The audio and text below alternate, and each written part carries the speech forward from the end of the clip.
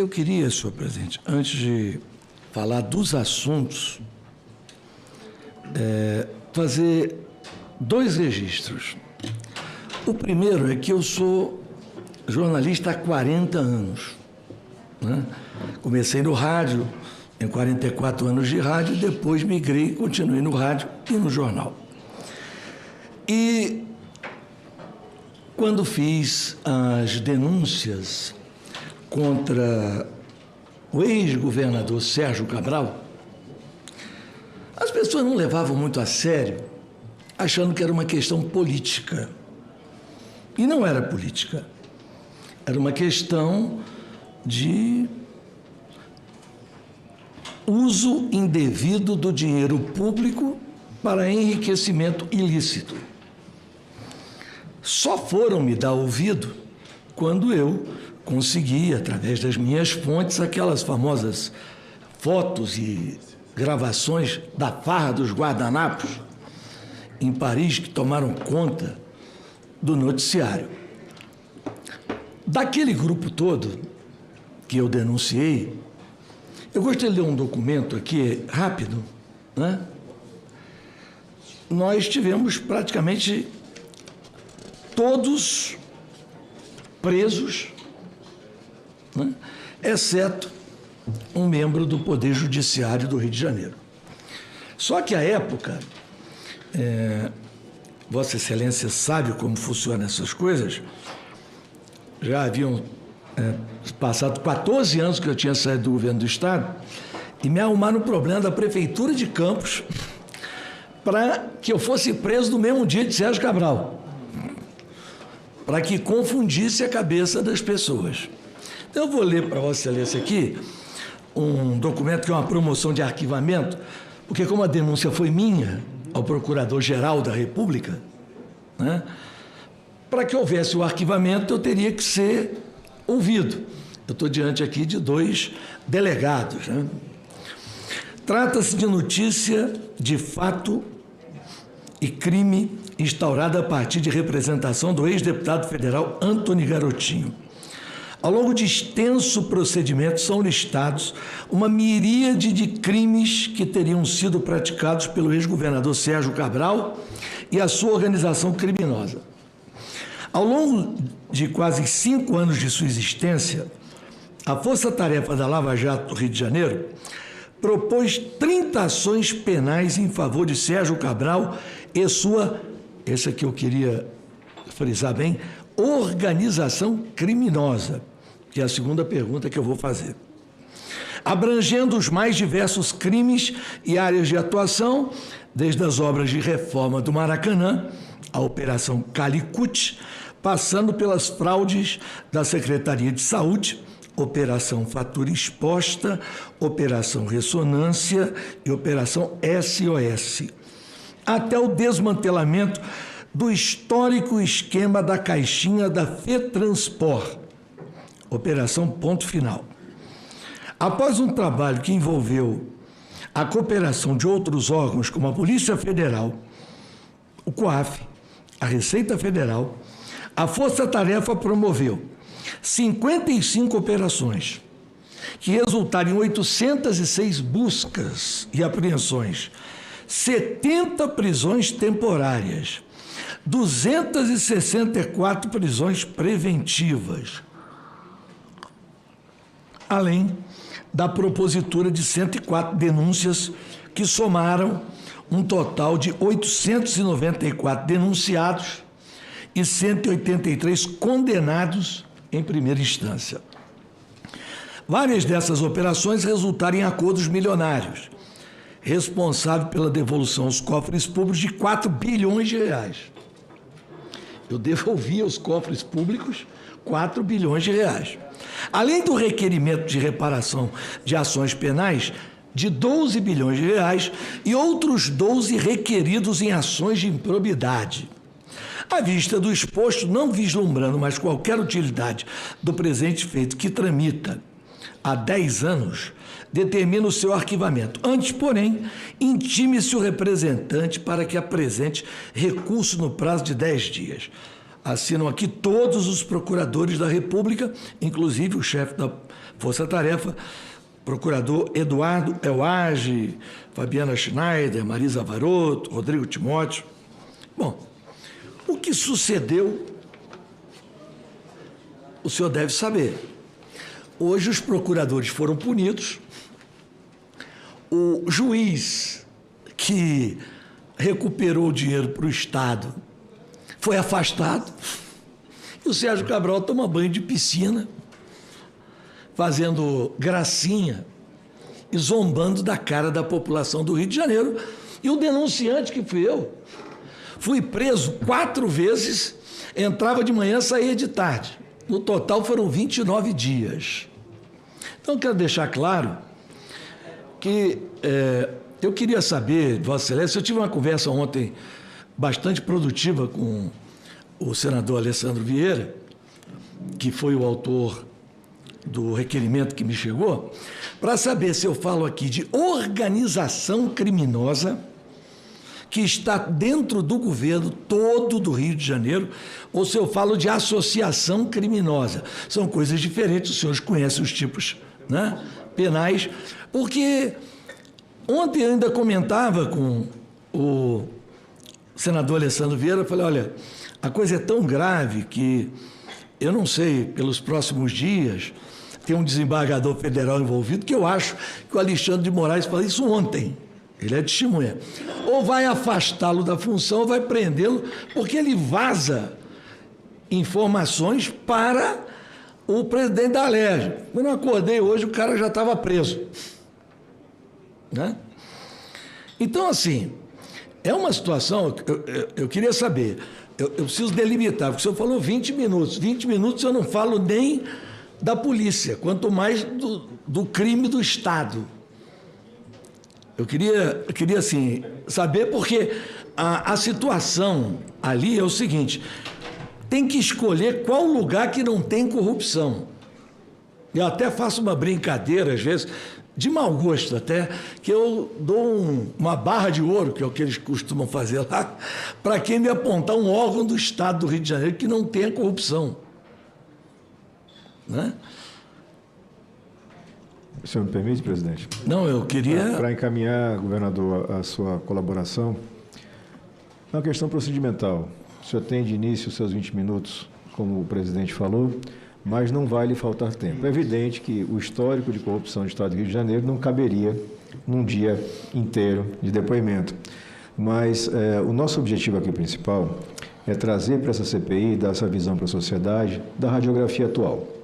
Como é que a gente chegou nessa situação no Estado do Rio de Janeiro, onde eu tenho o desembargador federal preso, o presidente da Assembleia Legislativa do Estado do Rio de Janeiro preso e agora com tornozeleira, busca e apreensão, não se sabe exatamente com que alvos, mas numa sequência que aponta uma severa infiltração. E aí um fato que o senhor vai poder historiar, mas que me parece que muda um pouquinho o perfil da corrupção no Estado do Rio de Janeiro, que é essa ligação direta com as facções armadas. Me parece que aí é um passo abaixo. Eu vou começar por aí. Ótimo. Né? O general Mourão sabe que nas tropas embaixo, seja lá da Polícia Militar, do Exército, da Polícia Civil, sempre tem, pela natureza dessas pessoas que vêm do povo, né, uma certa infiltração. Né? Mas no Rio de Janeiro o crime subiu de patamar. E eu vou contar aqui, eu já tinha um pouco de desconfiança pelo que estava vendo na máquina pública, mas aí vieram 4 atenções, aí eu vou pedir uma atenção especial num dos episódios ao agora senador, mas general Mourão, porque envolve o Exército Brasileiro. Primeiro, um bandido, um dos procurados na lista que o governo federal fez agora, pedindo a cada estado que indique seus bandidos mais perigosos, de nome Abelha, saiu pela porta do presídio do complexo penitenciário de Jericinó. Tem um complexo de vários presídios. Pela porta da frente, andando. Todo mundo queria saber. Aí o secretário, à época, disse, não, foi um erro da justiça.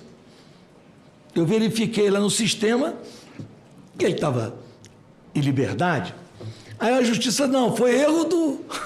Bom, foi erro de um, foi erro do outro. O Abelha está solto até hoje. Eu falei, poxa, isso está me cheirando alguma coisa muito estranha.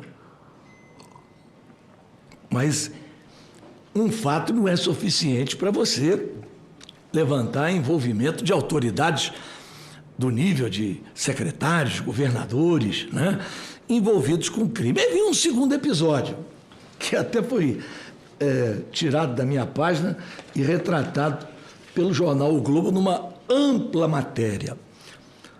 Comando Vermelho ordenou trégua no G20. Aí eu fui apurar, né?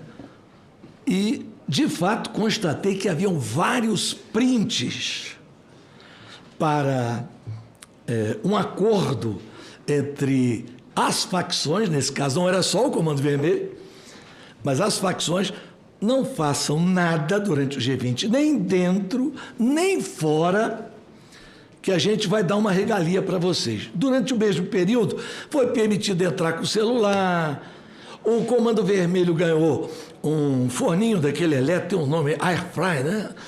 Umzinho em cada ala auditiva pessoal mais importante, uma vergonha, né? E aí eu falei, bom, eles apresentaram uma estatística, né? Aqui numa nota pública, esta nota aqui, dizendo que a matéria do Globo e a minha reportagem eram falsas porque os números não se alteraram do período do evento do G20. Aí eu falei, não, peraí, vocês estão publicando o relatório do mês. Eu quero do período do G20. Fui até a Secretaria de Administração Penitenciária, conversei com agentes, porque a secretária não atende, né? E levantei. E, de fato, foi uma paz. Os números chegam até a ser assustadores.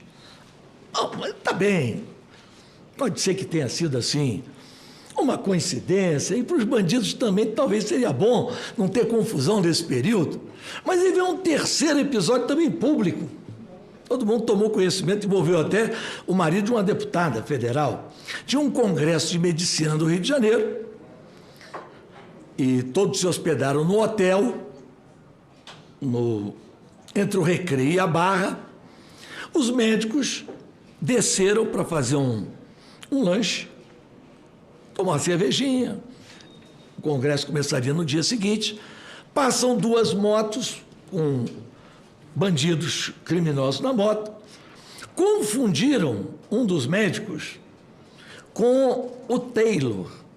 O Taylor era um miliciano daquela área, inimigo do Comando Vermelho. Eles resolveram retornar por conta própria, dispararam contra os 4 médicos, mataram 3, inclusive o irmão da deputada, e um ficou gravemente ferido. Aí aquilo foi uma repercussão enorme. Aí logo de manhã saiu uma nota misteriosa de um porta-voz do Comando Vermelho dizendo o seguinte, que o Comando Vermelho já sabia que foram integrantes da facção, mas que não estavam de acordo com aquilo.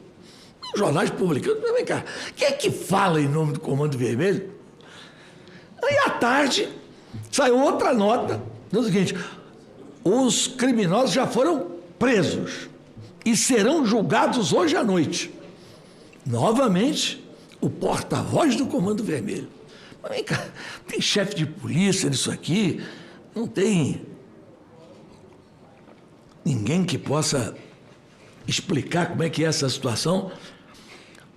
No dia seguinte, sai, então, a matéria, Comando Vermelho executa os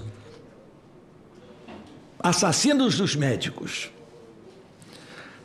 Bom, o Comando Vermelho investigou, o Comando Vermelho prendeu, o Comando Vermelho julgou e matou. Isso é um absurdo. Cadê a Secretaria de Segurança do Estado? Né? Mas eu Eu fiquei tão indignado com aquilo que eu falei, olha, eu vou mergulhar mais a fundo. E aí vem o general Mourão, um fato que é inacreditável. Quando eu soube do fato, eu não acreditei. Até que os documentos da portaria do presídio foram me entregues.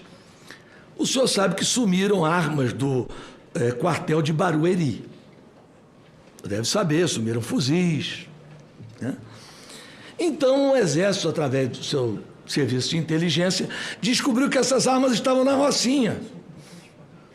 Então, procurou o governo do Rio de Janeiro e montou uma operação. O Exército cercaria a Rocinha e a Polícia Militar subiria e pegaria as armas.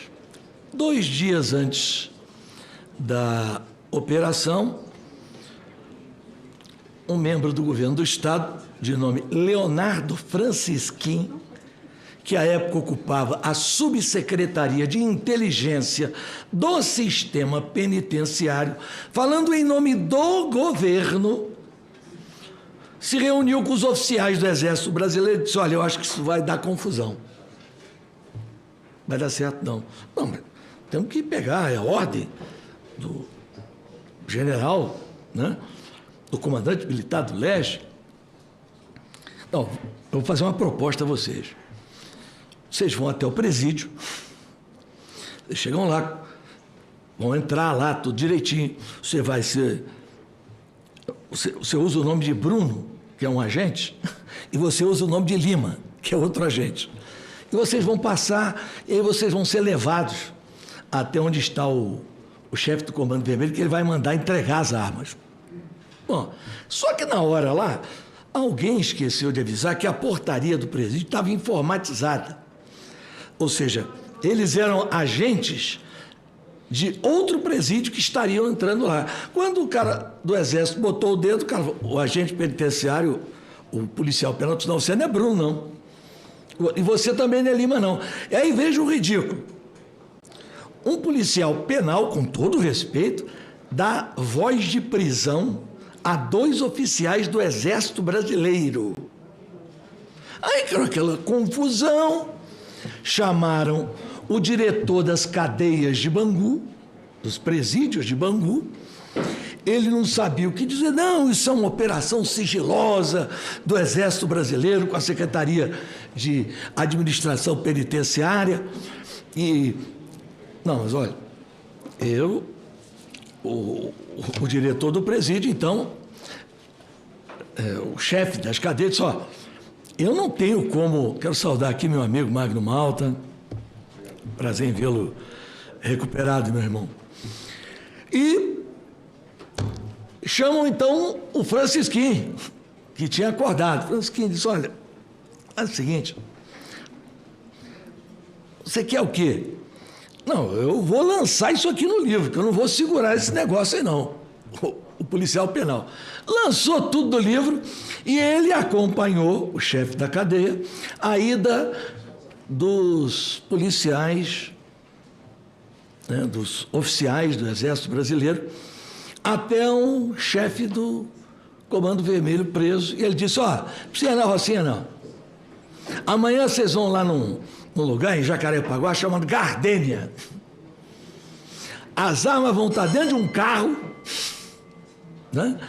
E vocês podem pegar lá, não vai ter ninguém lá, não. Ocorreu tudo, ninguém foi preso, e as armas, faltando apenas um fuzil, todas as demais foram recuperadas. Não sei se o senhor tinha conhecimento. Aí eu até estranhei que depois me ligou um general em nome do comandante do Exército. Não, o senhor podia nos ajudar. Eu falei, eu? Não, o senhor podia colaborar, pelo menos dizendo aí quem foi que deu a ordem. Eu falei, ô general, eu vou pedir aqui para não falar o nome do general, porque ele não tem nada com isso, ele está cumprindo o papel dele. o senhor quer que eu colabore com quem? Não. O senhor, do jeito que detalhou a operação, o senhor deve saber quem deu a ordem aos oficiais para ir lá. Porque o general Paiva não foi. O chefe da apuração, o general Landrital, também não foi. O comandante militar do Leste também não foi. Só falta o senhor dizer que fui eu. Eu dizia, olha, eu sou jornalista, eu tenho segredo de fonte, eu não sei quem foi que deu a ordem, mas também se eu soubesse eu não ia dizer não. Isso não é problema meu. Não é problema vocês apurarem essa situação. Não sei nem como terminou isso. Gostaria até de saber do general Mourão quais foram as providências adotadas dentro do Exército Brasileiro para essa desmoralização dos oficiais se submeterem a negociar a entrega dos fuzis roubados num quartel em Barueri com traficantes do Comando Vermelho dentro do presídio no Rio de Janeiro. Isso merecia, no mínimo, né, um esclarecimento, uma nota do Exército Brasileiro que nunca teve, que eu saiba. Pode ser que eu esteja enganado, o senhor que é um militar agora na reserva, né, por causa do seu mandato, né, o senhor podia nos informar. Então, esses 4 fatos me levaram a uma convicção. Havia um acordo claro entre as autoridades estaduais e o Comando Vermelho. E aí eu quis traduzir isso em número. E, paz, meus senhores, o Comando Vermelho, além de recuperar todas as áreas que ele havia perdido, ele conquistou áreas que eram da milícia. Jacarepaguá, por exemplo, era uma área totalmente dominada pela milícia. Hoje você tem metade milícia, metade Comando Vermelho em combates sangrentos. O corredor da estrada de Madureira, não é Madureira bairro, é um corredor que liga Itaguaí até Nova Iguaçu. Ali tem vários bairros, Conjunto da Marinha, Botafogo, vários bairros, né? Mais de 30 bairros. Aquilo era tudo milícia. O Comando Vermelho tomou tudo. E eu, por uma situação que vivi, né? Eu hoje sou guardado por 12 homens da Polícia Militar do Rio de Janeiro, né, a pedido do Ministério Público do Estado. E acho que depois do que eu vou falar aqui, eu vou ter que pedir até ao ilustre presidente, né, que reforce, embora os homens que trabalham comigo, tem alguns que são do BOPE, né, e tem muito carinho por mim, porque eu fui o autor da construção do BOPE. Pois bem, o Comando Vermelho recuperou todas as suas áreas, se expandiu, enquanto as outras organizações criminosas encolheram. Bom, mas eu precisava entender alguns aspectos. E aí eu fui percebendo o modus operandi de uma parte da lavagem do dinheiro do Comando Vermelho em setores que depois, eu estou falando isso aqui, é coisa de 1 ano atrás, que depois veio aparecer em relação ao PCC na Operação Carbono Oculto. Eles lavavam e lavam dinheiro através de uma rede de combustíveis cujo empresário ele foi preso por uma denúncia que eu fiz de uma reportagem chamada Operação Caça-Fantasma, porque ele havia aberto uma firma no nome de um morto. Aí eu denunciei, o Ministério Público prendeu ele. Quem foi o advogado dele nessa época? Rodrigo Bacelar. Quem foi o maior contribuinte da campanha de Cláudio Castro? esse empresário, dono de uma rede de postos de combustíveis do Estado. Quem é esse empresário? Hoje eu disse até, agora há pouco, numa postagem, né? Estou vendo a sua água errada. Vou descobrir seus segredos todos.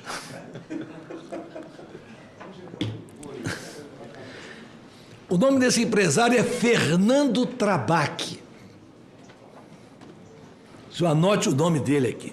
E a lavagem é feita através de uma associação de postos de combustível do Estado do Rio de Janeiro, a Aposerge. Só que a Aposerge, o presidente é ele, e o resto da diretoria é a mulher dele, o filho dele e o irmão dele. A Aposerge. Essa empresa, que eu não consegui quebrar todo o sigilo dela, né? Porque a gente também tem que investigar, mas também não pode sair da lei, não pode cometer crime em nome da legalidade. Mas teve um ano que ela movimentou, era uma associação, mais de R$1 bilhão. Associação de pó de gasolina. E eu fui saber com outras pessoas, né, que têm redes grandes de combustível, se eles estavam filiados. A maioria nem sabia da existência. Como ele tem muitos postos. Então, eu já dei aqui 2 nomes que os senhores deviam colocar no radar. Um chama-se Leonardo Francisquim, atual subsecretário-geral de Administração Penitenciária. Os presídios do Rio de Janeiro se transformaram, e aí eu vou dar aqui 3 exemplos, né, num escritório do Comando Vermelho. Tanto que os senhores viram aqui pela reportagem do Globo, que eu mostrei, feita em grande parte com os prints que eu consegui junto a agentes penitenciários que não concordam com... não concordam com esse tipo de situação, né, que quando eles quiseram decretar, né, paz durante o G20, não teve nada, não aconteceu nada, entrou tudo nesse dia, né? Bom, e dei o segundo nome, que é o do senhor Fernando Trabac. Pois bem, o que acontece hoje de anormal na Secretaria de Administração Penitenciária? Existiu um negócio que todo mundo tentava acabar, eu mesmo tentei acabar, mas era difícil acabar, que são as cantinas. E, finalmente, o Ministério Público determinou que acabasse com as cantinas. E o governo criou um programa chamado Cesta Online. Como é que funciona a Cesta Online? Cada preso, a família dele tem direito a comprar 2 salários mínimos por semana através de um programa que ele entra, acessa e cai para uma das 2 firmas, dependendo de onde o preso está. Tem a numeração, então ele sabe, ó, se é do número tal, tal, cai para uma empresa. Se é do número tal, tal, cai para outra empresa. Cesta Online. Pois bem, eu achei interessante, falei, 2 salários mínimos por semana para a família de preso, tá bom. Tem preso que pode pagar, a maioria não pode, mas... Vamos ver a empresa. Aí comecei a investigar a empresa. Aquela coisa habitual de sempre, vamos ver onde fica e tal. Aí eu descubro que uma das empresas, são 2 empresas, uma chama-se Caçarote e a outra é Locacem. A Caçarote, eu encontrei a sede dela, lá perto dos presídios, em Bangu, na Avenida Brasil, né? Tem caminhões. A Locacem, uma pequena casa com telha de amianto, no bairro do, acho que é Pilar, em Duque de Caxias.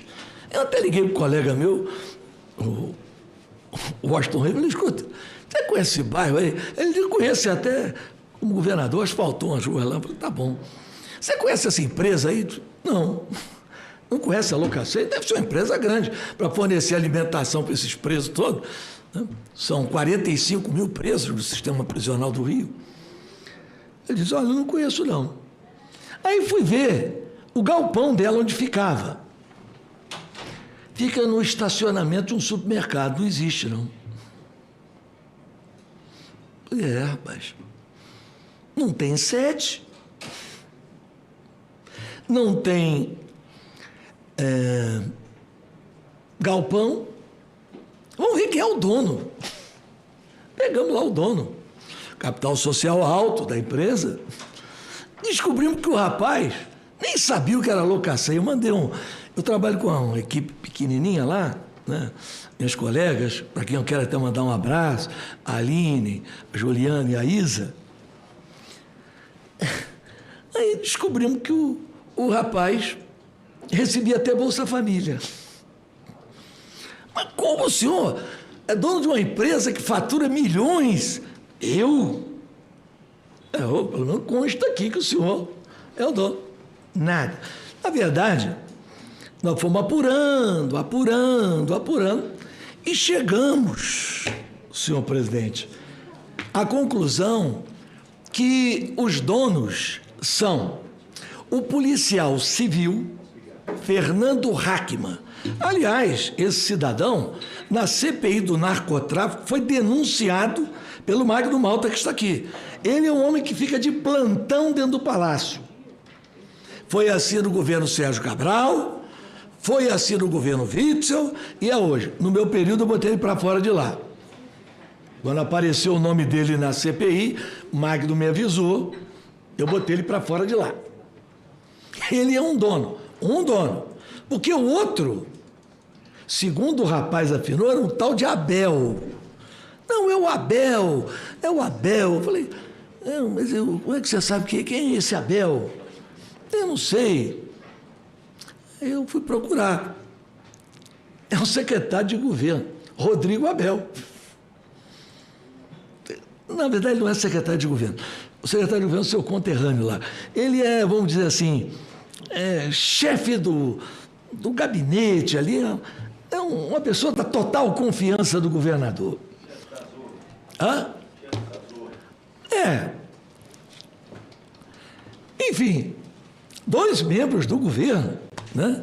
Donos de uma firma fantasma, faturando milhões. Agora, você imagina, 45 mil presos comprando 2 salários mínimos, é verdade que não vende, né? Mas aí o que eu fui descobrir?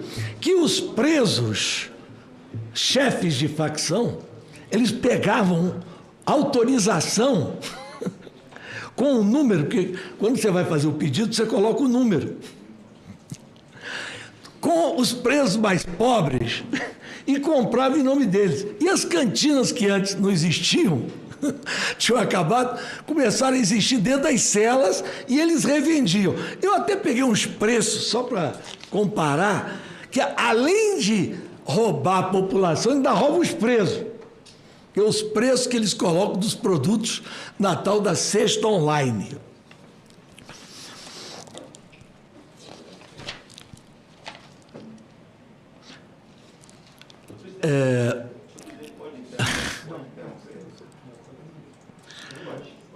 Olha assim, só para... Não é nem interromper, é só para contribuir com o garotinho. Ô, senador, com todo respeito, é porque o tempo do convidado era 20 minutos, nós já estamos tendo... Não, pelo amor de Deus, do convidado. O tempo do convidado era de 20 minutos, já estamos indo para 40 minutos. Depois que ele expor, aí eu vou abrir para o relator e abro para o parlamentar. Quero registrar a presença do senhor, do deputado Luiz Lima. Bem-vindo a essa casa. Mas, por gentileza, se o senhor puder já tentar indo para a conclusão, para que o relator possa fazer as intervenções e o colega senador também assim contribuir, bem como o vice-presidente. Então, aí eu pedia ao pessoal, por exemplo, eu tenho aqui um item, né? Cortador de unha. Que, aliás, não devia nem ter cortador de unha para vender para preso, que é perigoso. Mas tem, né? No supermercado mundial, custa R$ 6,99. Na cesta online, custa R$ 19,76. Creme dental Oral-B, anticário, que eles colocam lá na cesta também a marca. No supermercado custa R$ 4,00. Na cesta online custa R$ 9,56. Eu não vou ficar falando aqui de preço, só para vocês terem noção da safadeza de roubar preso. Roubar preso. Bom, aí eu digo, isso é um absurdo. Aí começo a me aprofundar no sistema da administração penitenciária. Sou procurado por um fornecedor de alimentação para os presídios, né, dizendo que ele foi convidado a participar de uma contribuição mínima, né, de R$ 1 por quentinha. 45 mil presos, 2 quentinhas, almoço e janta, 90 mil quentinhas. R$ 1 por quentinha, 90 mil reais por dia. Ele se recusou. Então eu publiquei uma matéria, né, dizendo: o Rio tem uma nova rainha das quentinhas. O governador me processou, eu pedi exceção da verdade. Na semana do julgamento ele desistiu. Pode pegar, está aqui, está publicado.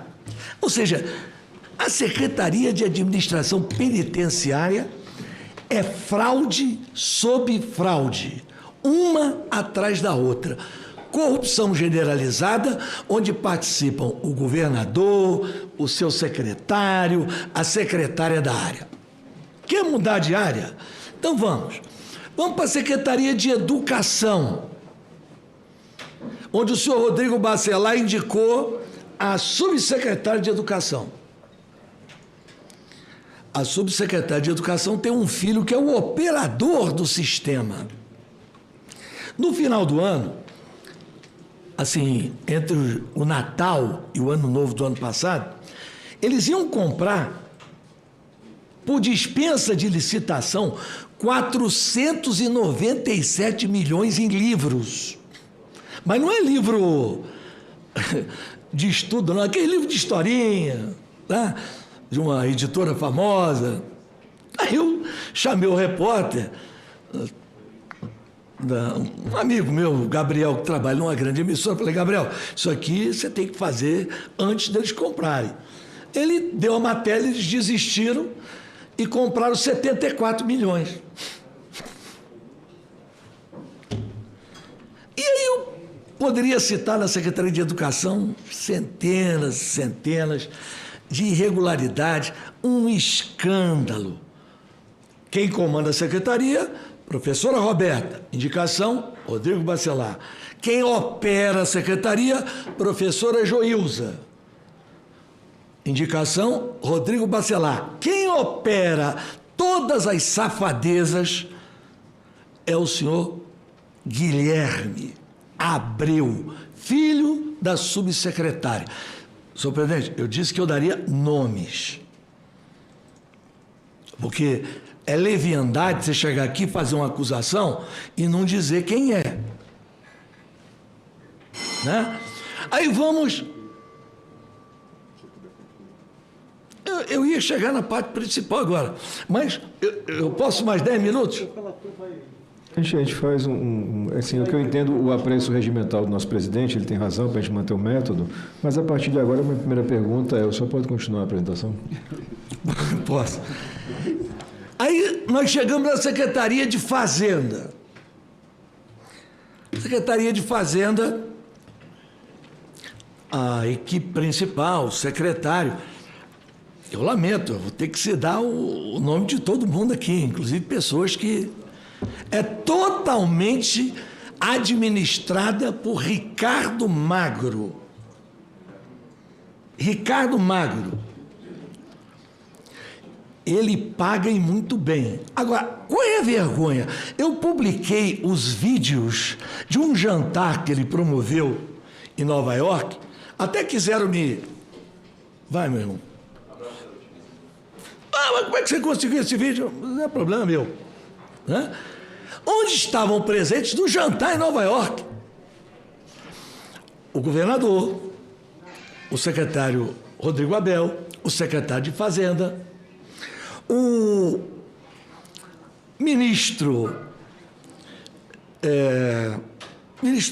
o líder do governo no Senado, o seu Jacques Wagner, que discursou.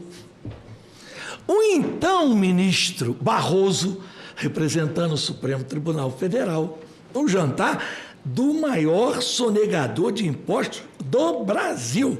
E o presidente da Câmara, Hugo Mota, além de outras figuras que foram citadas pelo cerimonial do evento. Eu vi aquele vídeo, eu não acreditava. Patrocínio da Refit. Bom, ali são milhões. Porque ali, senhor presidente, é uma engrenagem que envolve Fazenda, AGRIO, que é a Agência de Desenvolvimento do Estado, e a CODIM, a Companhia do Distrito Industrial, que é a empresa que concede incentivos fiscais. E para o dinheiro do incentivo fiscal voltar uma parte, como é que eles fazem?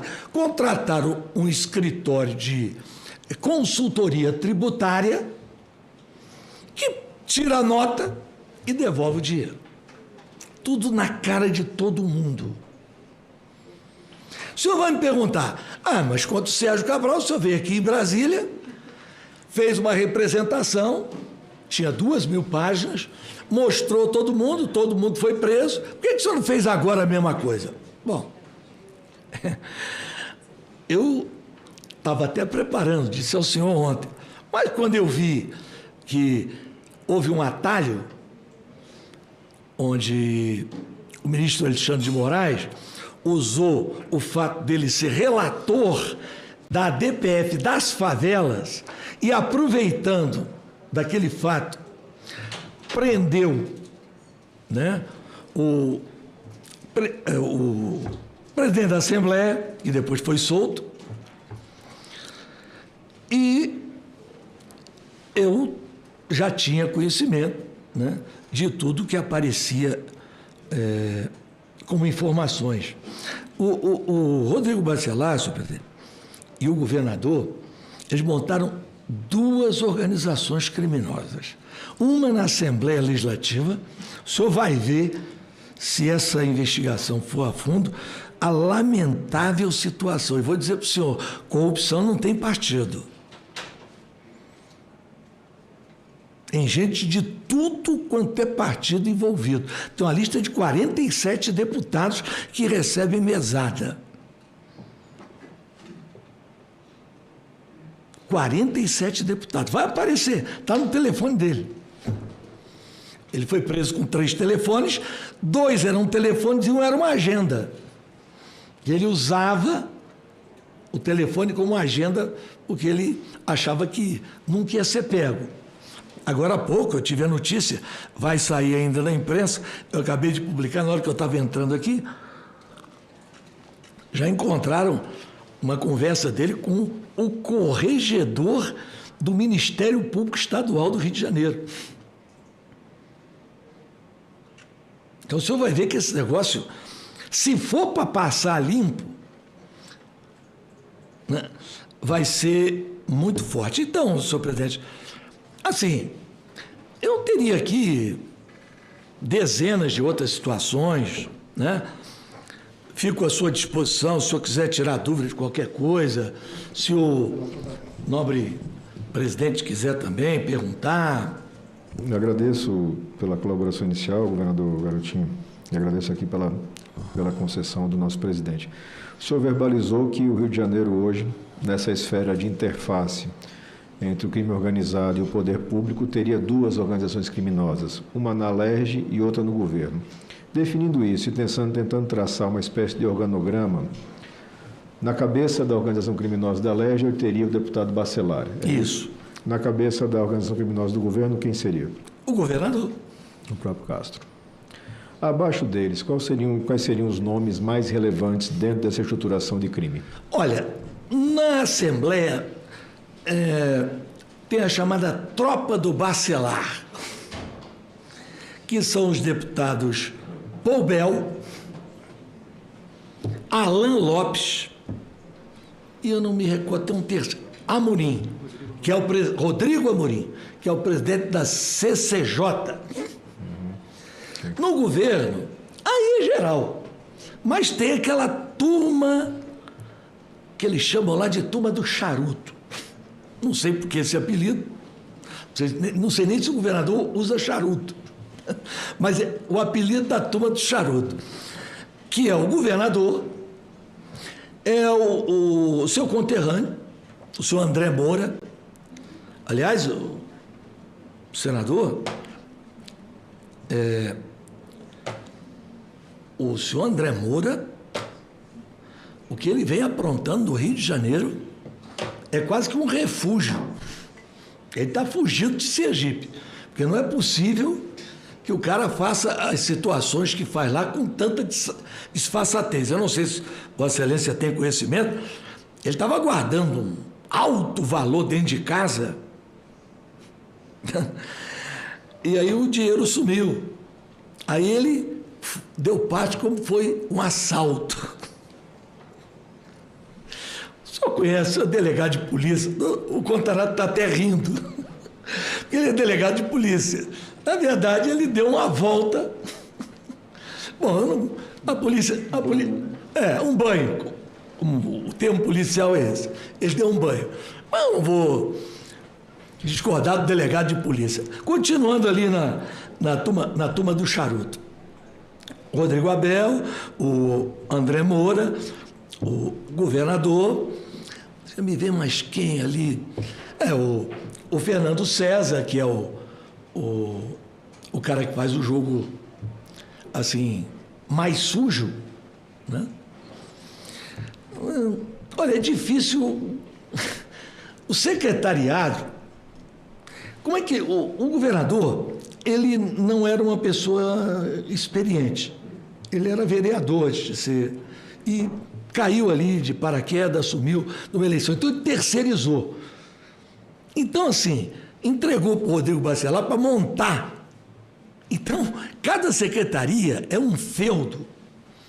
E cada um quer obter para si e para o grupo, né, o maior lucro possível. É difícil chegar aqui e dizer, olha, fulano não está.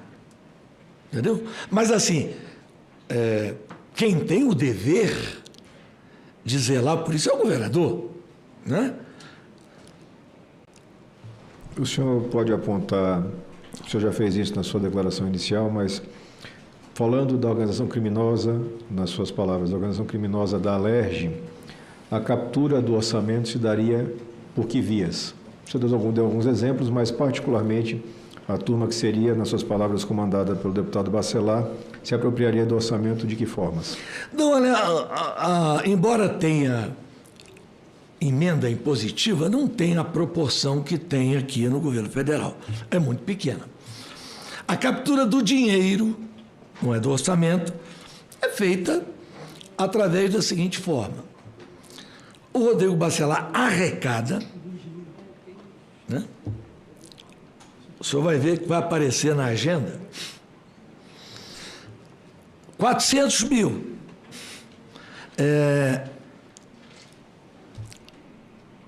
Educação. Entrega ao Vinícius. Vinícius é o irmão do governador. Vai estar na agenda do Bacelar. Secretaria tal, tantos mil. Dia tal. Aí vem uma outra página. Deputado fulano de tal, pago dia tal, 80 mil. Vai até dar briga entre eles, porque o valor para cada deputado é diferente. Acho que eles vão acabar ficando chateados, vamos dizer assim, pelo nível que cada um tem. Então funciona assim, né? O Rodrigo fica com uma parte grande, é visível pelo enriquecimento ilícito dele. Eu, inclusive, apresentei uma representação, né, através de uma interposta pessoa, por enriquecimento ilícito a ele ao Ministério Público. O Ministério Público arquivou. E depois o Conselho Superior do Ministério Público reabriu. Ele está sendo investigado por enriquecimento ilícito. Porque o principal laranja dele, ele não tem um, ele tem vários, mas o principal laranja dele é um advogado, chamado Jansen Calil. Esse Jansen Calil comprou 2 coberturas em Botafogo, de frente para o palácio da prefeitura, e o Rodrigo Bacelar mora lá. Quanto o senhor acha que custa o aluguel de 2 coberturas em Botafogo, andar inteiro? O Rodrigo Bacelar paga R$2.000. Aí foram perguntar ao senhor Jansen por que ele faria isso. Não, um homem influente com tanto poder como ele, eu quero ser amigo dele.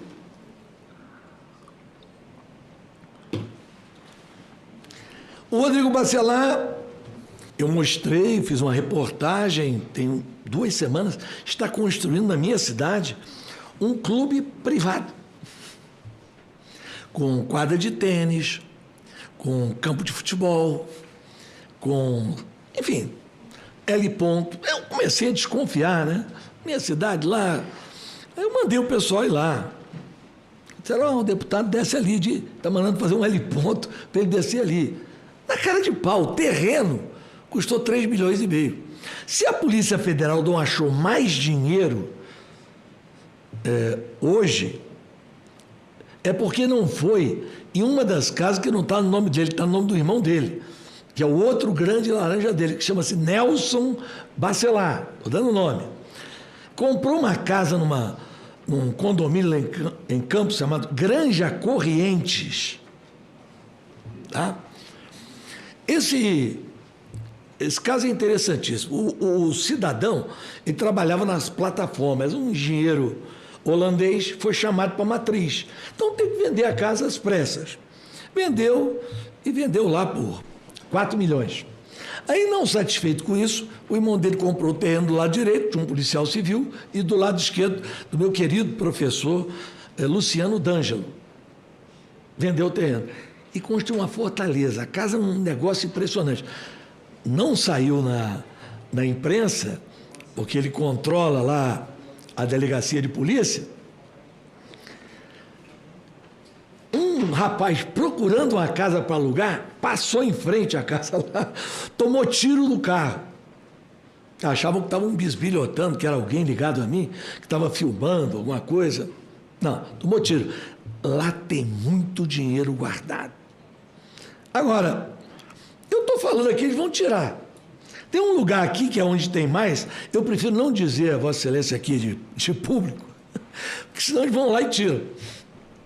Perfeito. Com relação a nas suas palavras, a organização criminosa que seria comandada pelo governador Cláudio Castro, também a captura do dinheiro, esse sequestro lá dos recursos públicos do Estado do Rio de Janeiro, se daria nas secretarias? Nas secretarias.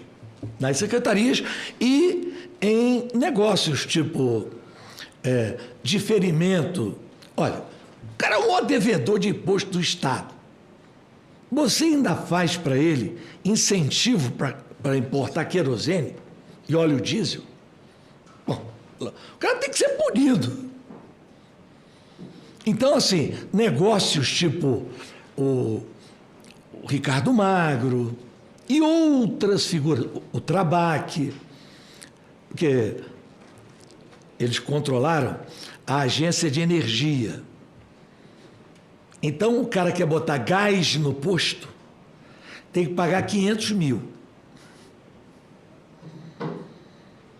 Se não pagar 500 mil, não autoriza, não tem licença para botar no posto de gasolina gás. Um escândalo.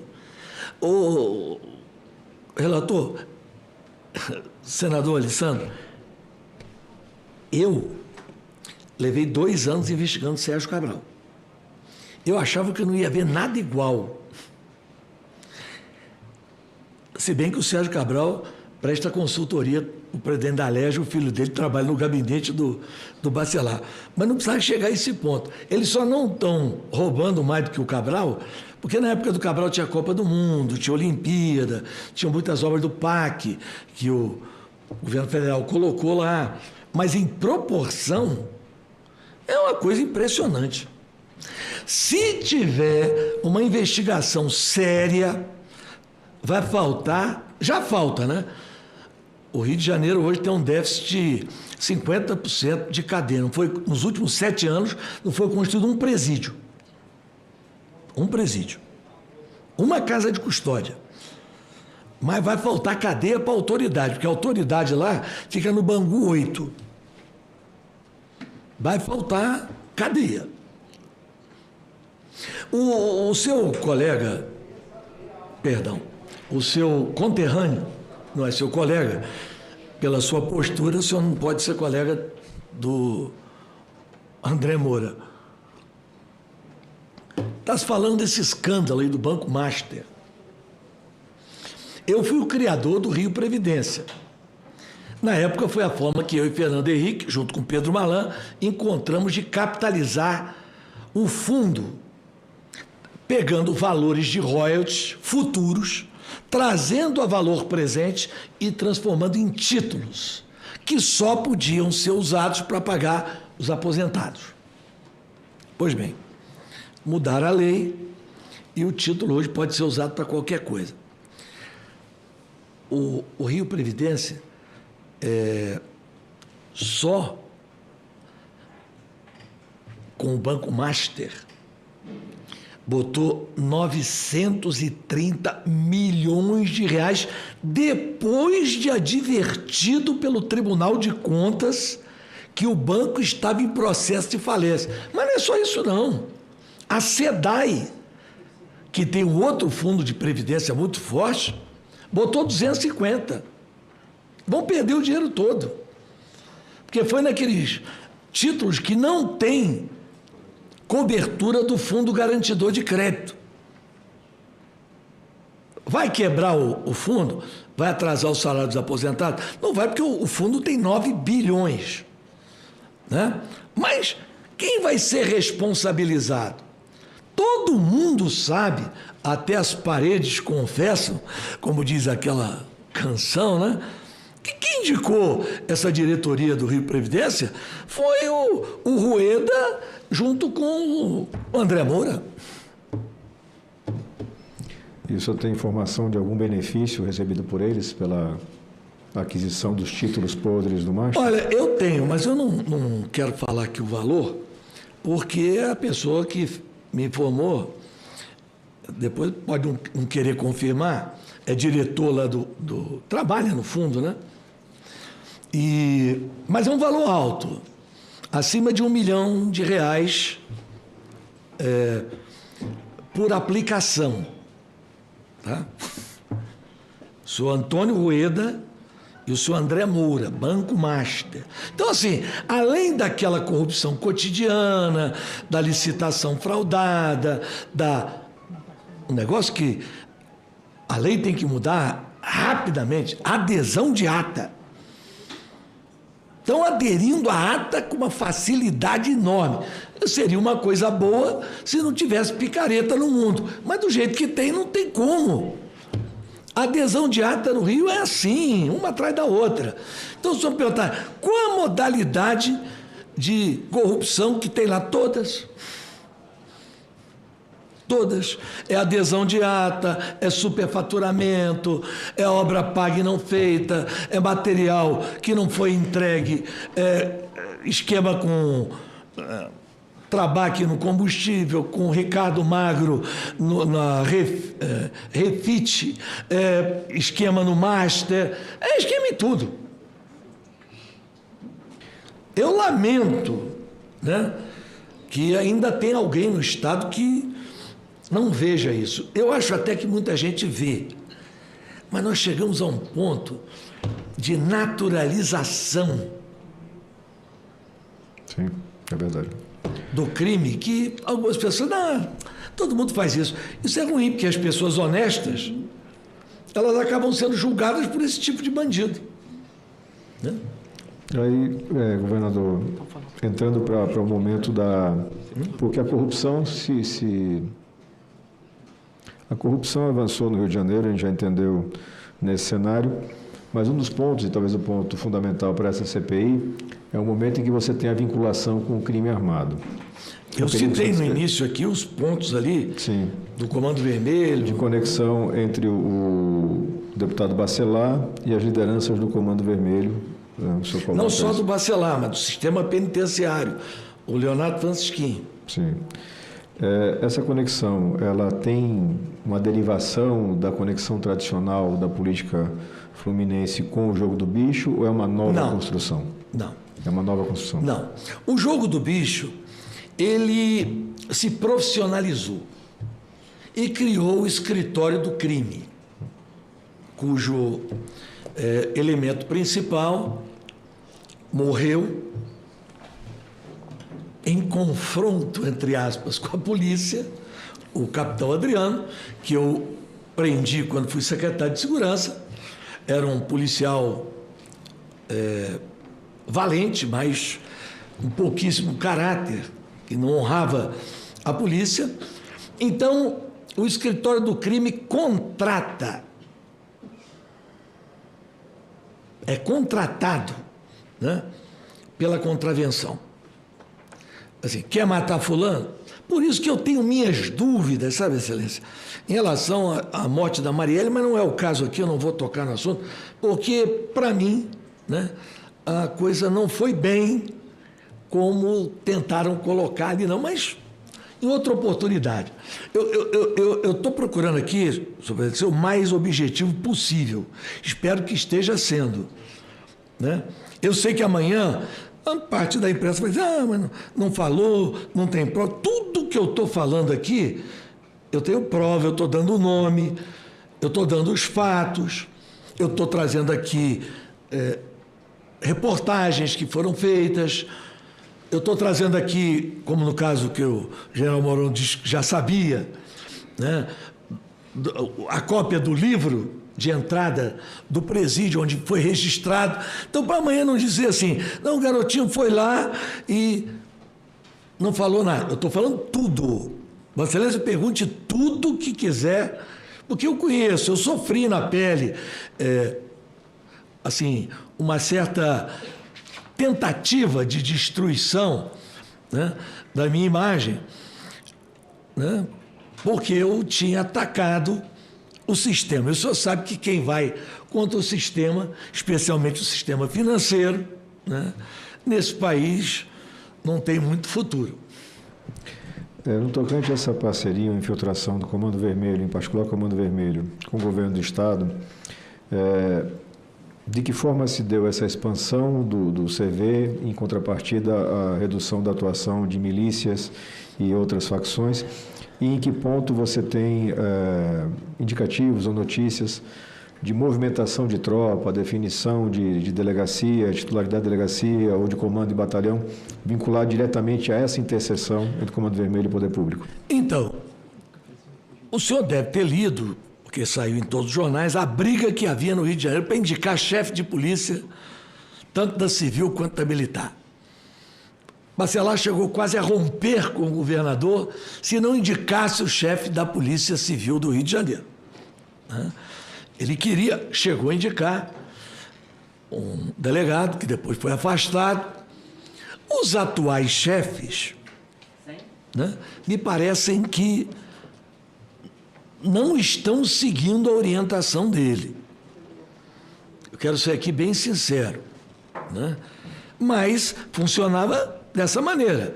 Indicava o chefe da civil, aí o deputado da base, da lista dos 47, chegava e dizia, ó, delegacia da minha área, fulano de tal. O senhor vai ver que dentro de poucos dias vai ter um deputado aí que vai ser preso.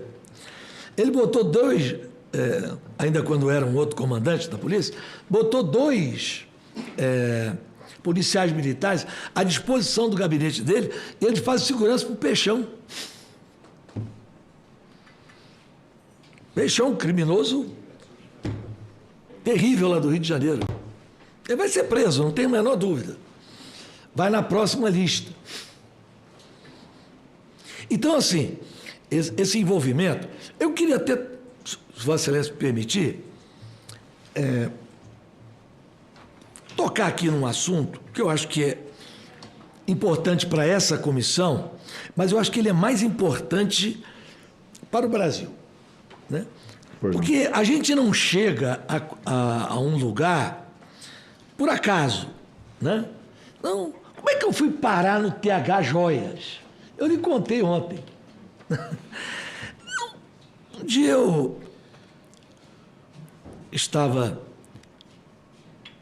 lá no meu escritório, um rapaz me liga e diz, sabe quem desceu de helicóptero aqui na minha cidade? É uma pequena cidade que o deputado Luiz Martins conhece, Luiz Lima conhece. Natividade. Noroeste Fluminense. Quem desceu aqui de helicóptero agora é o Rodrigo Bacelar. É mesmo? Dá para você tirar uma foto desse helicóptero e mandar para mim, hein? Aí tirou a cópia, né? E mandou. Eu notei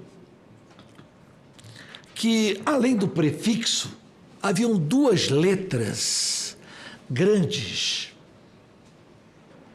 pintadas no helicóptero, né? O que será isso? Aí comecei a ligar para as empresas de táxi aéreo para descobrir o que era aquele MM.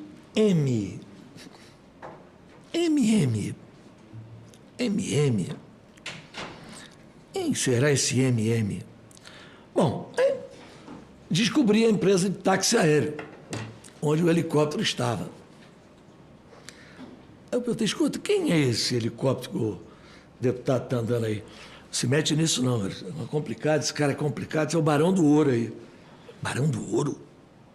Esse cara, não, o cara do Pará aí, é o dono da Gana Gold, uma das maiores empresas de ouro do Brasil. Já tinha sido preso pela Polícia Federal. Até eu depois liguei para uns colegas meus de rádio lá da Sistema Liberal de Comunicação lá do Pará. Rapaz, não se mete nesse cara. Esse cara é tão poderoso, cara, que ele se mudou agora para uma cidade aí pequena e casou com uma moça lá, novinha, e o prefeito decretou feriado do dia do casamento dele. O cara tem tanto dinheiro assim, tem muito dinheiro. Bom, para que esse cara está emprestando um helicóptero para um deputado no Rio de Janeiro? Tem nada no Rio, né? Ou eu achava que não tinha. Aí, só sabe aquele modus operandi, né? O cara tem uma grande empresa, com capital social grande, ele abre outra em outro estado, coloca no nome de uma outra empresa e coloca o capital da sua empresa e vai fazendo assim. Aí descobri a empresa dele em Minas Gerais, descobri a empresa dele no Mato Grosso, descobri a empresa dele em Goiás, descobri a empresa dele no Rio de Janeiro. No Rio de Janeiro. O nome da empresa dele chama Zocar Caminhões. Caminhão. O que essa empresa tem contrato? SEDAI. Para transportar água. Bom,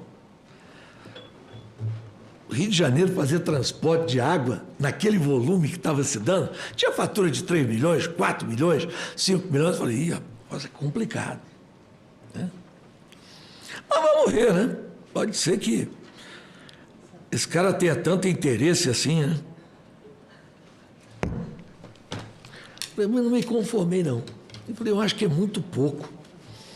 Ele emprestar um helicóptero, mesmo que eles estejam fraudando, bota 10 caminhões, diz que é 50, ninguém anotou aquilo lá, não atestou. E a SEDAI, a indicação do presidente era do Bacelar também. Aí eu descobri que ele tinha uma sociedade do Espírito Santo com uma outra firma. E essa outra firma do Espírito Santo tinha capital social numa construtora no Rio, que tinha um contrato de 400 milhões para fazer o aterramento do Novo Guandu. Aí, 400 milhões não é transportar água, é outra coisa.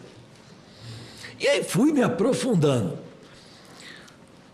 E aí descobri que eles recebiam propina em ouro. Parte do dinheiro que eles recebiam de propina era pago em ouro.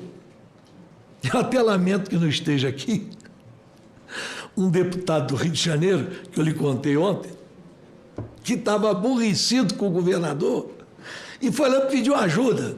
Oh, eu queria que meu pai fosse nomeado, o governador tratou comigo e disse que ia me dar a secretária. Eu falei, eu não falo com o governador, não estou com o governador, não posso tirar. Não, mas senhor, me dá uma ajuda aí, me dá uma coisa dele aí para eu falar. Não, vou vender informação para você. Mas olha, eu vou escrever isso aqui para você. Você vai lá na tribuna da Câmara, sobe e fala. Aí escrevi para ele. Governador, ele fez o discurso aqui. O senhor vale ouro. O senhor e o presidente da Assembleia são homens que brilham. São homens que... de um quilate que não pode ser medido. Segundo ele me contou, quando ele desceu no aeroporto do Rio de Janeiro, o assessor do governador já estava lá esperando ele. Ele não entendeu nem o que ele falou, porque ele não sabia também, porque eu não contei para ele o que era, que eu tinha medo dele vender a minha informação.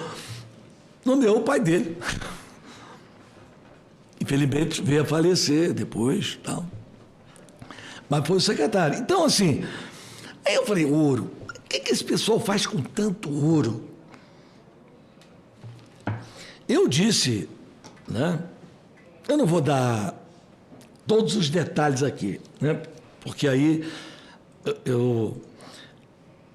para pegar o crime perfeito, eu preciso de uma informação da CVM. O senhor sabe que existem muitos títulos lastreados em ouro, né? Mas ele pegavam parte do ouro e davam para o TH Joias. E o TH Joias fazia as suas obras de arte, que ele é um excelente joalheiro, para Vini Júnior, para grandes artistas e para todos os traficantes do Rio de Janeiro. Diga-se de passagem, é uma injustiça com o TH Joias. Dizer que ele é do Comando Vermelho. Ele faz joias e vende armas para todas as facções. Ele tem um namorado que é do Comando Vermelho.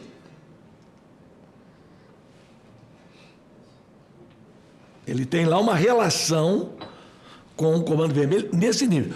Ponto. Agora, ele fornece droga e drone e arma para o terceiro comando.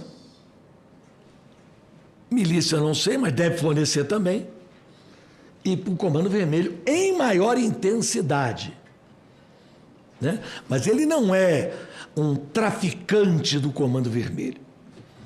Ele é um bandido que tem ligações com o tráfico. Né? Dentro desse contexto, governador, de proximidade com as facções, enfim, infiltração criminosa, o que explica e por que aconteceu na forma como aconteceu a Operação Contenção, recentemente realizada pela Polícia Carioca? Bom, há várias versões. Né? Eu fico com a seguinte versão. O julgamento do Cláudio Castro, por outro crime que ele e o Bacelar cometeram junto, que foi o caso Seperge, estava muito próximo. E ele sabia do voto da relatora, a relatora Galotti, seria um voto para arrebentar. Porque foram contratados 27 mil cabos eleitorais para receber na boca do caixa dinheiro.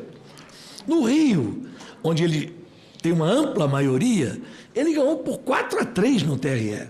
Com um voto suspeitíssimo do cidadão que votou e 2 meses depois virou desembargador. Então sabe que eu, como governador, nomeei desembargador, e minha esposa também. Esse cidadão que deu o voto ali, que foi o voto Minerva, 2 meses depois virou desembargador. Então, eu acho que a operação ali foi um desvio de foco, uma covardia contra a polícia. Morreram 5 policiais e tem vários outros feridos. E não se tem até hoje prova contundente, clara, que aquelas pessoas que morreram tinham criminosos? Tinham. Mas e o resto? Cadê ali? E o ministro Alexandre de Moraes, eu quero dizer aqui, claramente, porque eu não tenho a menor simpatia, quero deixar isso bem claro, virou e, como relator da DPF das favelas, pediu para que fosse preservado o local para que ele mandasse peritos independentes fazer a perícia. Sabe qual foi a resposta do governador? Só se fizer outra operação, porque não dá para voltar lá. Então, a operação foi para quê? E o principal alvo, que era o Doca, não foi preso. Doca já estava em Paraisópolis sob a responsabilidade do comando do primeiro comando da capital. Porque há também essa ilusão, né?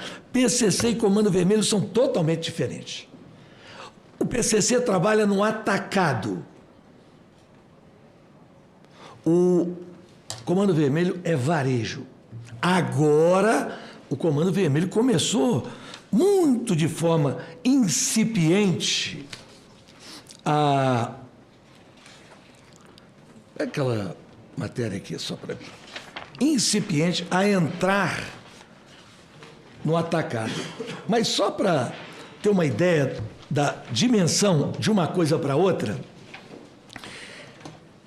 o Comando Vermelho tem muito poder porque ele domina muitas bocas e bicas. Se eu chego na Rocinha, por exemplo, é uma boca de fumo. Tem lá 30, 40 bicas. Cada bica dessa tem um gerentinho e a boca tem um gerentão. E todo mundo armado. Né? Então, assim, o poder de gente armada deles é muito grande. Eu publiquei uma nota no dia 23 de outubro, depois de ter uma longa conversa com um policial que trabalha na Polícia Federal em São Paulo, e está dedicado, debruçado, junto com o promotor, que agora me fugiu o nome, a estudar o caso do PCC lá em São Paulo, um promotor bastante conhecedor. Então, ele me relatou no dia 23 de outubro o seguinte: o PCC tem o controle absoluto do Porto de Santos, de onde saem a maioria das exportações de cocaína para o exterior. O PCC está hoje em 30 países e tem contato direto com os cartéis de droga do México, as Forças Armadas Revolucionárias da Colômbia, o que sobrou, a máfia da Calábria e o Hezbollah. Os principais mercados do PCC são Europa, Oriente Médio e África. Eu pensei, Estados Unidos? Não, Estados Unidos, os mexicanos não deixam entrar. Né?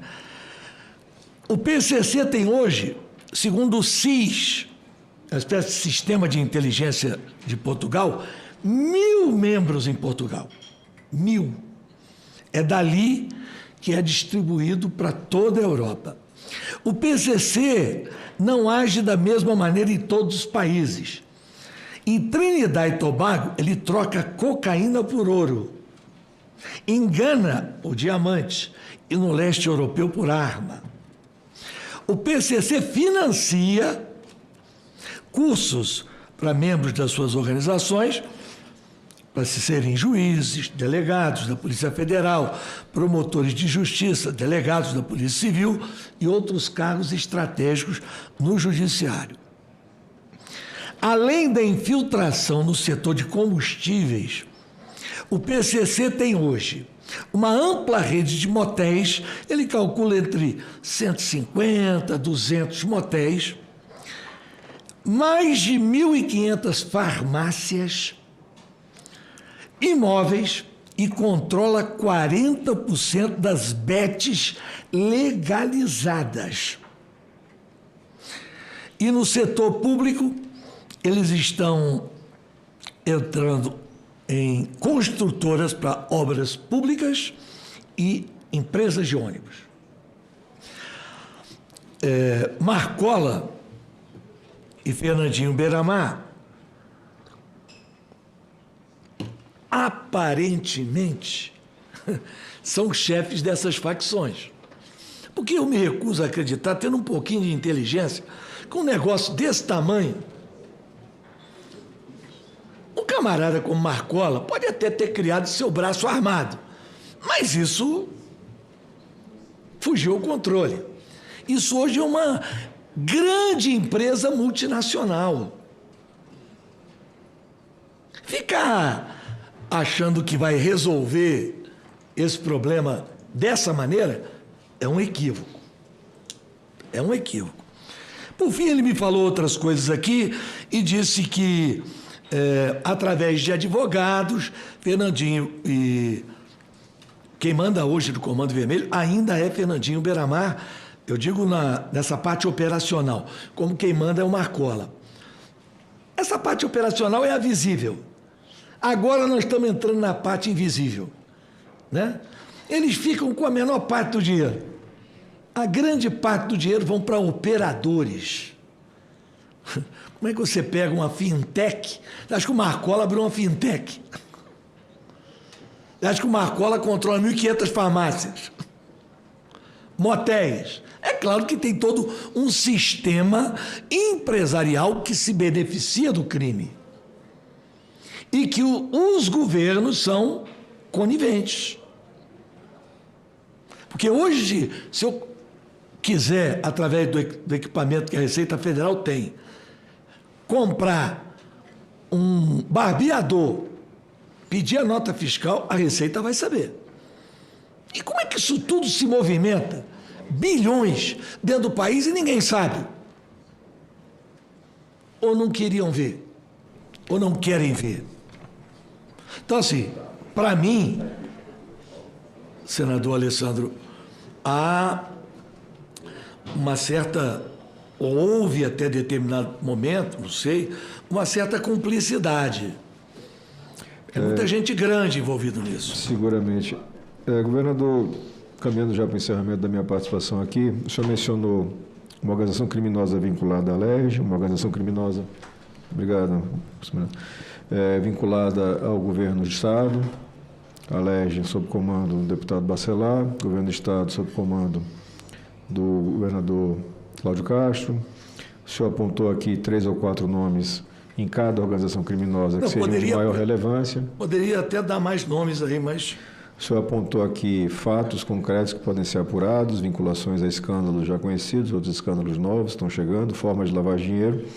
Eu quero lhe perguntar com relação à infiltração do crime organizado no Poder Judiciário e no Ministério Público do Estado do Rio de Janeiro. Se ele consegue definir também como novas organizações criminosas, essa infiltração ainda é pontual. Senador, quando eu denunciei o Sérgio Cabral, daquela denúncia, o chefe do Ministério Público foi preso, Cláudio Lopes, recebeu uma mesada de 150 mil. Quem não foi punido? O desembargador.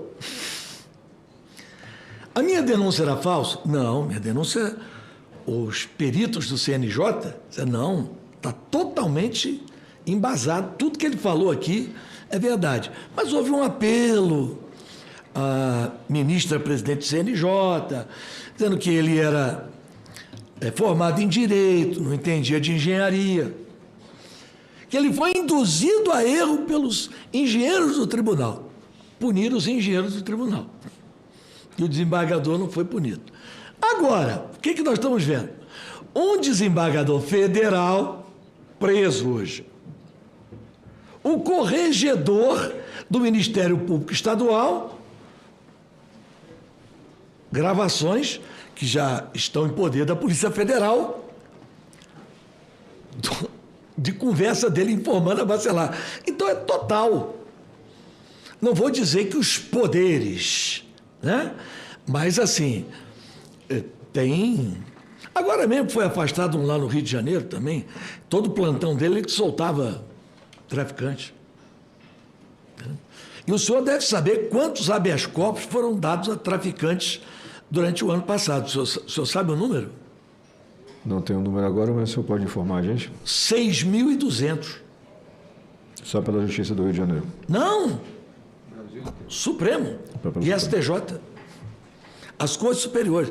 Se eu for botar os tribunais estaduais, aí passa disso. Eu estou falando só os tribunais superiores.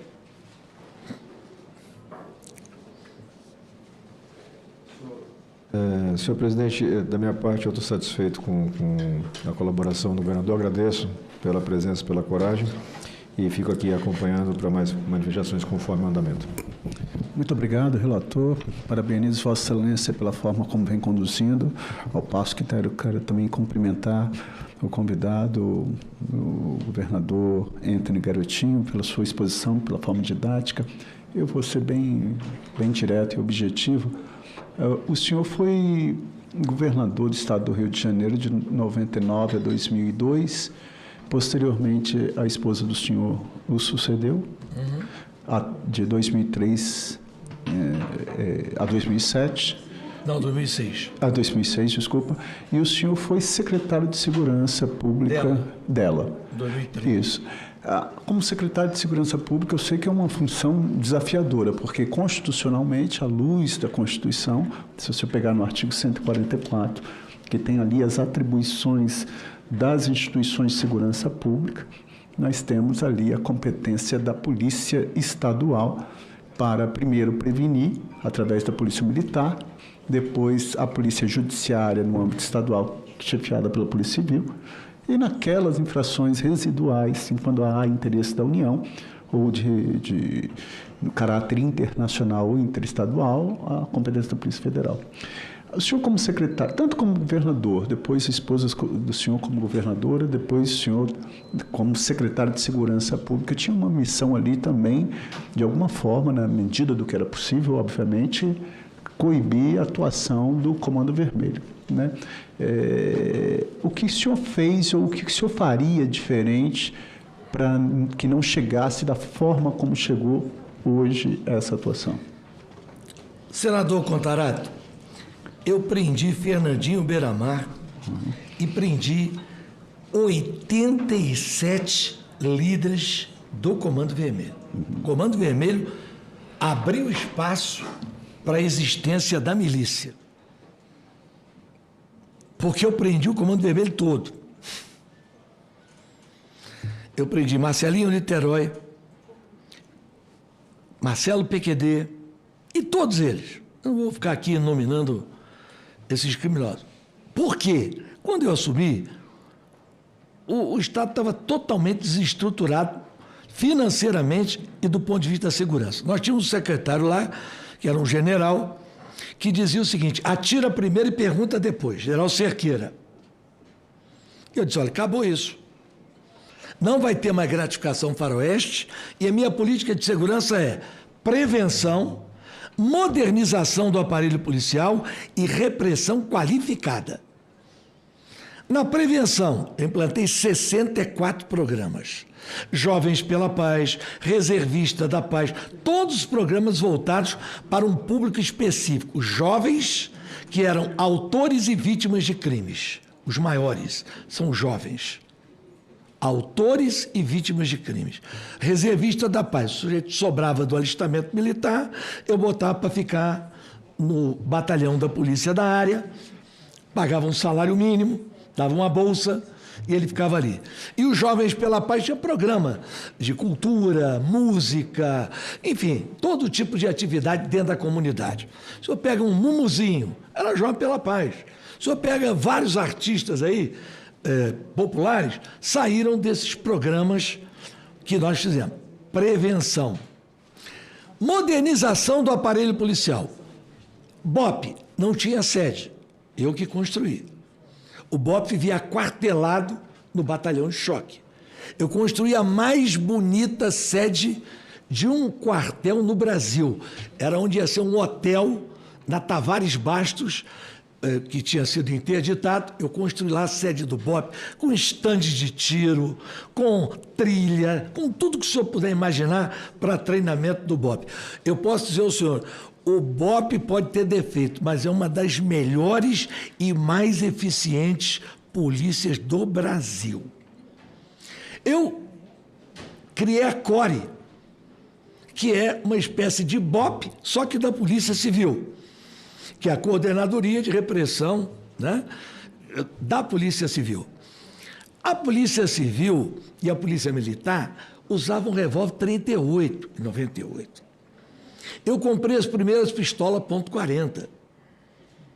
Modernizei o aparelho policial.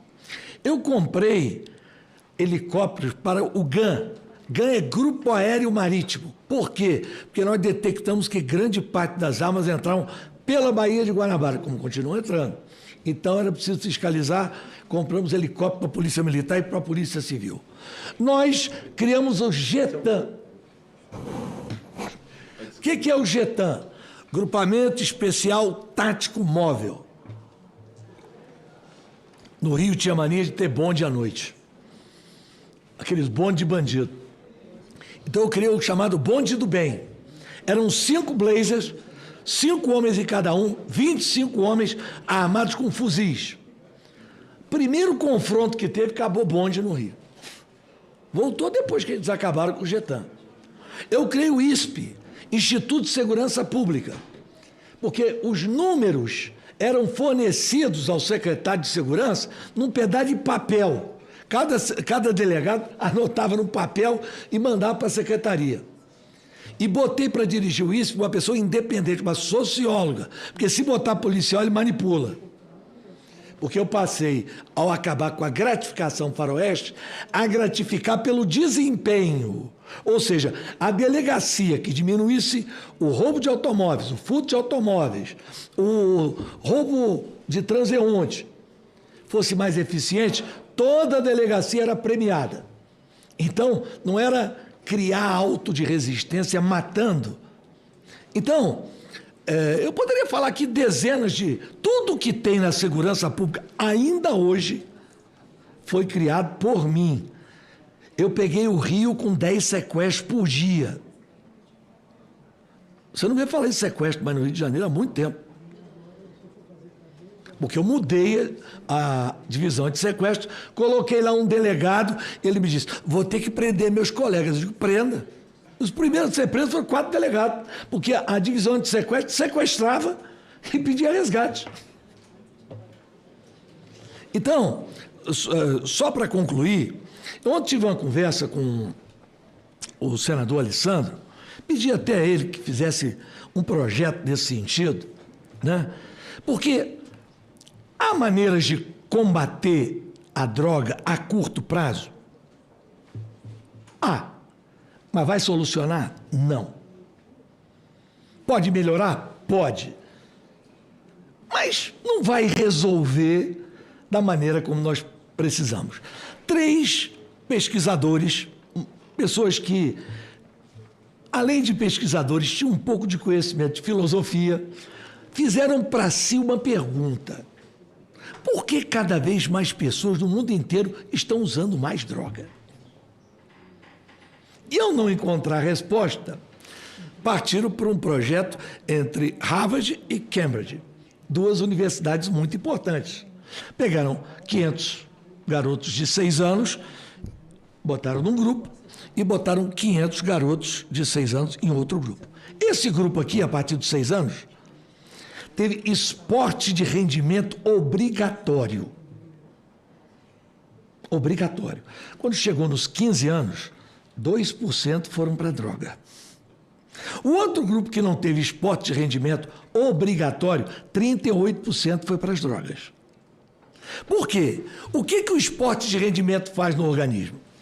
O que a droga gera? Adrenalina. O esporte também. Eu estou aqui diante de um atleta. Você não tem adrenalina? Serotonina? Dopamina? Todas as substâncias, os hormônios que a droga pode produzir no organismo, o esporte de rendimento também pode. O senhor já imaginou se o Brasil decide pôr como lei, de forma obrigatória, a prática de esporte de rendimento, e o cara tem que passar em português, matemática e esporte de rendimento?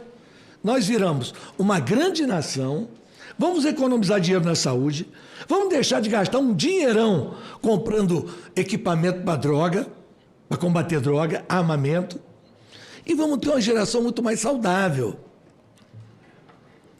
O presidente Biden recebeu esse documento, já os estertores lá do seu governo. Eu tinha até muita esperança de que o presidente Trump pudesse implantar esse projeto, porque os Estados Unidos, né, sempre uma referência para outras nações, mas o senhor sabe que a política armamentista nos Estados Unidos é muito forte, né? O setor... Mas se a gente pensar em termos de Brasil, né, o que o Brasil pode ganhar com esses meninos praticando esporte de rendimento. Não é jogar uma peladinha, não, tá? Esporte de rendimento é corrida, é luta. Eles caracterizaram o que vem a ser esporte de rendimento. Natação. Obrigado, né? Obrigado, governador. Eu concedo a palavra, consulto se o vice-presidente, senador Hamilton Mourão, deseja fazer uso da palavra. Obrigado, presidente. Cumprimentando aí o governador Garotinho, uma vez que ele mencionou o incidente havido que envolveu a instituição a qual eu servi por 46 anos, é bom a gente contextualizar tudo o que ocorreu. Então, ali naquele ano de 2023, não é, governador, nós tivemos um desvio de armamento, que era armamento já em fase de desfazimento, que estava no arsenal lá de Barueri, né, estavam naquilo que a gente chama de manutenção de 5º escalão, e a partir daí o Exército abriu IPM, tal e coisa, e houve uma atividade de inteligência forte para descobrir onde tinha ido bater isso aí. E efetivamente foi constatado que ele estava, parte dele, outra parte já tinha sido recuperado, estava lá dentro da comunidade da Rocinha, e aí o Exército tinha a proposta de realizar uma operação de investimento daquela localidade e que realmente seria um problema sério, né? Decidiu por uma operação de inteligência envolvendo a questão do presídio. E aí, realmente, uma história-cobertura fraca, utilizada pelos dois agentes, levou a esse incidente que o senhor relatou. No final das contas, é aquela história. Em troca de não haver uma operação que resultasse em alto grau de letalidade, não é, se teve que entabular uma negociação tipo aquela, ó, você entrega o armamento ou nós vamos cercar isso aqui, tu vai ficar sem teu ganha-pão durante uma porção de tempo. Foi mais ou menos nesse estilo. É lamentável? É lamentável. Não, era isso que eu ia perguntar ao senhor, porque eu tenho uma alta estima pelo Exército Brasileiro.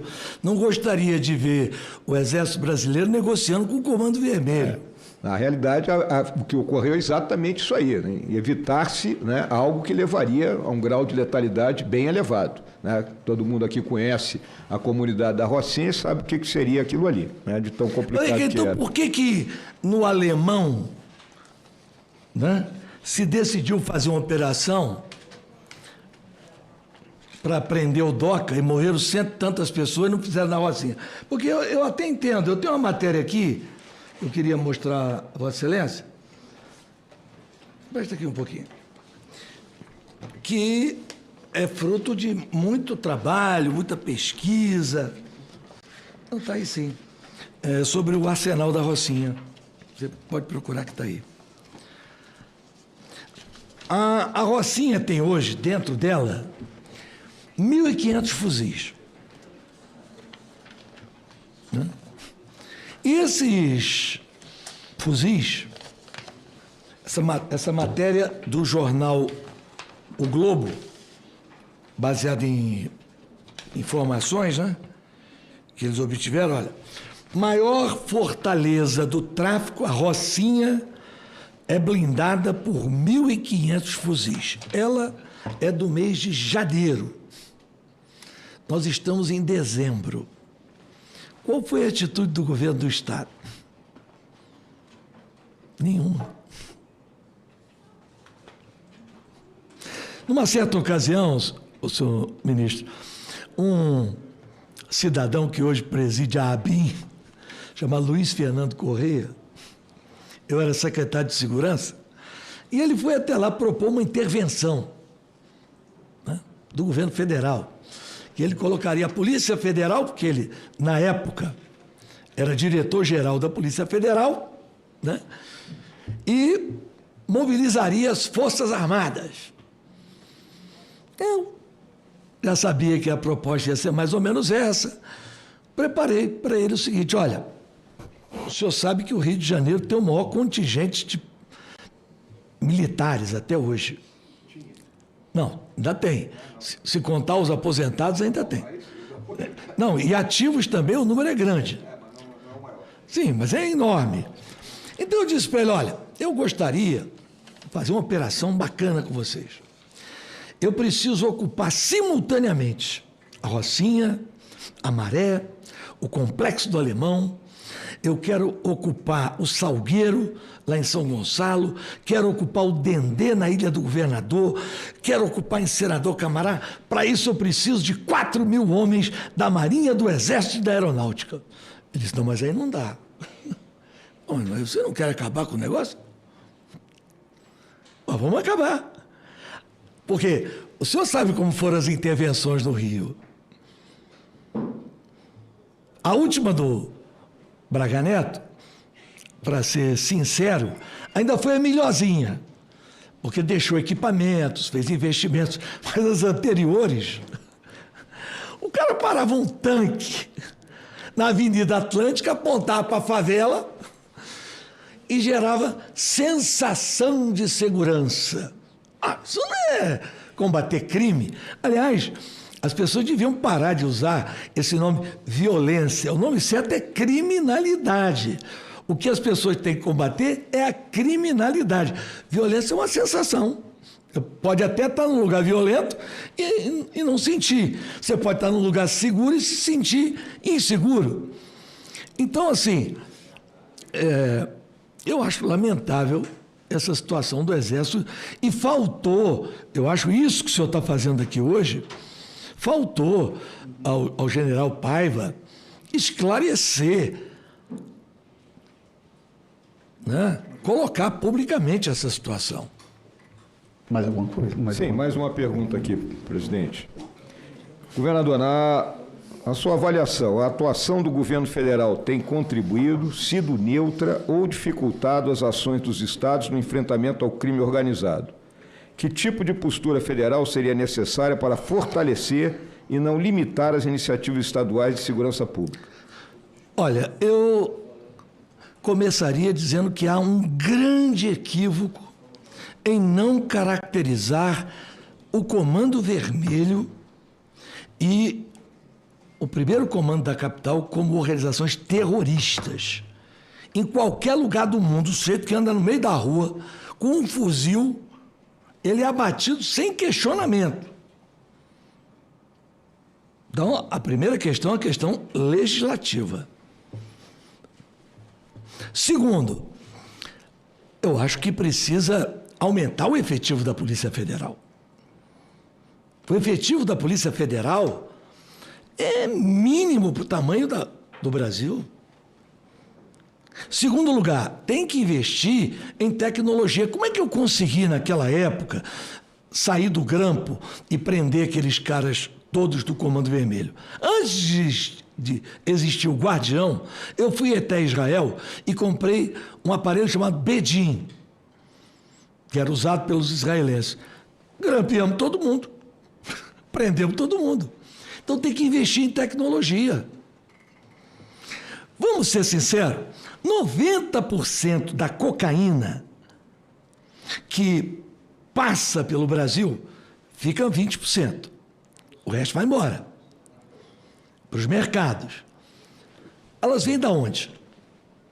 Elas vêm basicamente Peru, da Colômbia e Equador. É o grosso. Tem um pouquinho na Venezuela, mas o grosso é Colômbia e Peru. Será que não existe hoje maneira de destruir essas plantações de coca, não? Com tanta precisão. Eu sou capaz de localizar hoje uma casa, como Israel faz quando quer atingir, pelo Google. Não vamos nem, Otônio, registrar aqui a presença do Otônio de Paula. Não é nem pelo Google, não. Israel acabou com o Hezbollah, o senhor sabe como. Com um aparelhinho infiltrado. Explodiu 4 mil pessoas de uma vez. Então, investir em tecnologia. E acho que crimes de organizações criminosas devem ser federalizados. E eu explico por quê. Porque a grande infiltração de agentes públicos dentro dessas organizações criminosas impede a apuração. Então, se você federaliza, você torna a apuração mais rápida, mais eficiente e mais transparente. Eu poderia dar outras sugestões aqui. Satisfeito, presidente.